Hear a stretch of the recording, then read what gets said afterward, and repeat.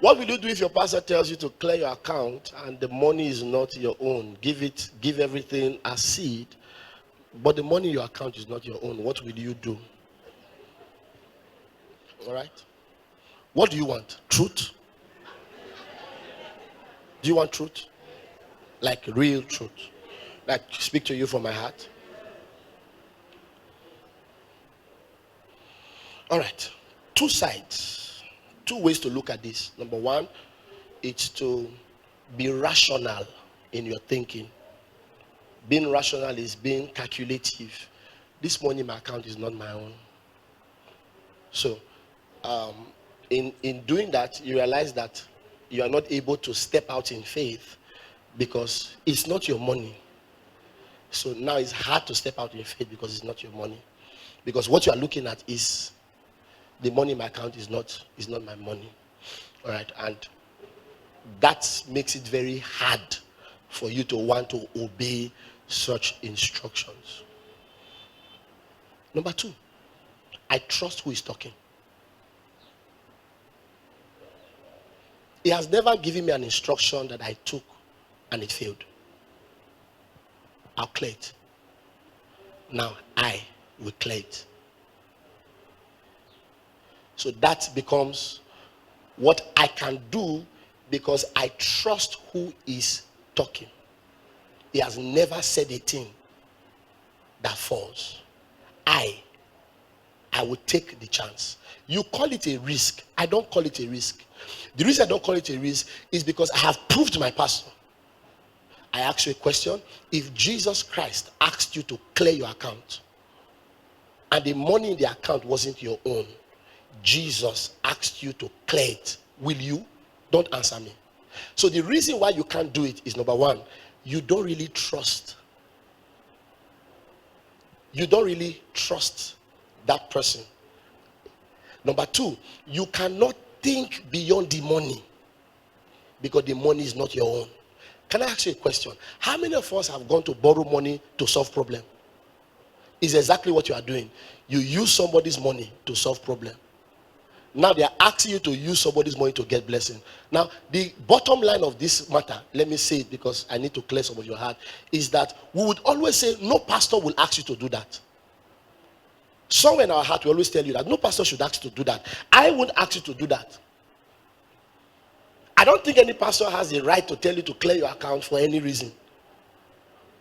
But if your pastor ever asks you to do that by the leading of the Spirit, you see, it is hard now to know whether it is the leading of the Spirit because somehow some guys have perpetrated great evil with all of this clearing of account. So what you are dealing with actually many times is not even trust for your pastor. It's because you have precedent, you have stories to tell, and somehow these stories are not fine. So they have all added to your ability to reason things, and that makes you not step out in faith. But if you can borrow to solve problem, you can borrow to give God. Oh, you don't want to hear the truth then. Because people have borrowed to give God. They borrow to give God. And they can tell you, some can tell you that God didn't fail them. Some can tell you that God failed.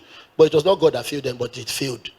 So I don't know how it works, but many times people have taken certain risk because they have faith.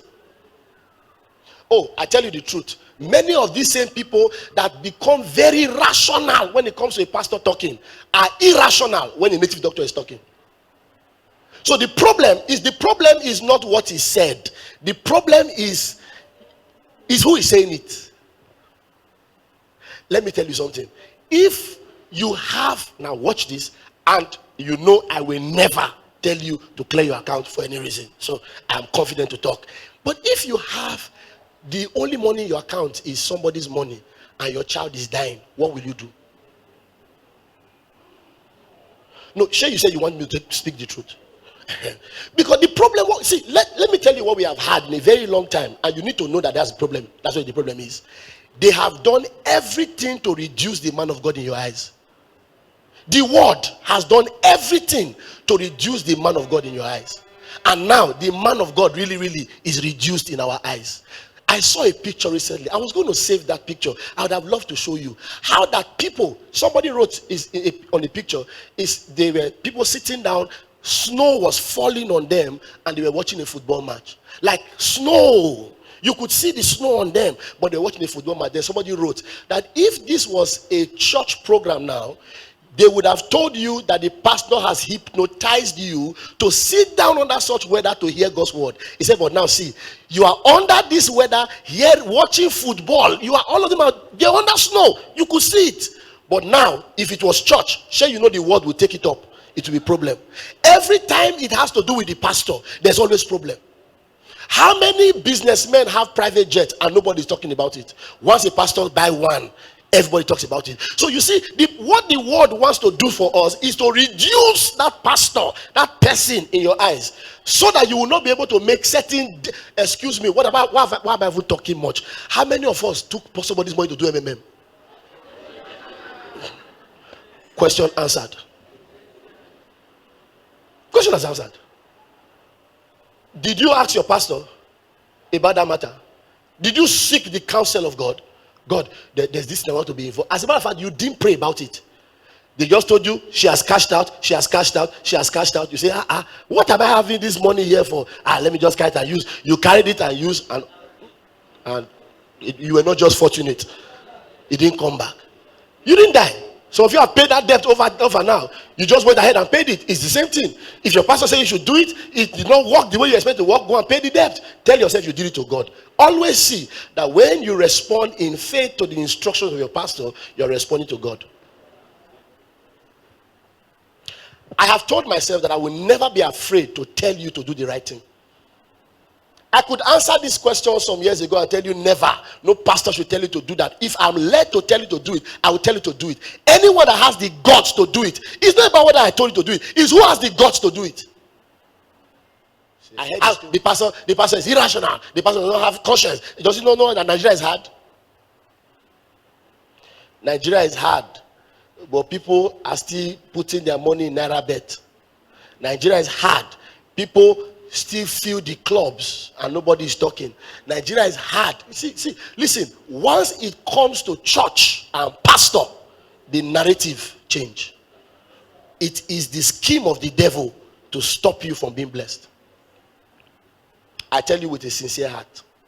But on a norm, as a pastor, and I'm going to do justice to talking to who is a pastor. As we talk the next topic, from next month I will share some things, and I'm going to talk to you who your pastor is. You realize that many times your pastor is not just someone that gives you command. He's someone that gives command based on what he knows about you.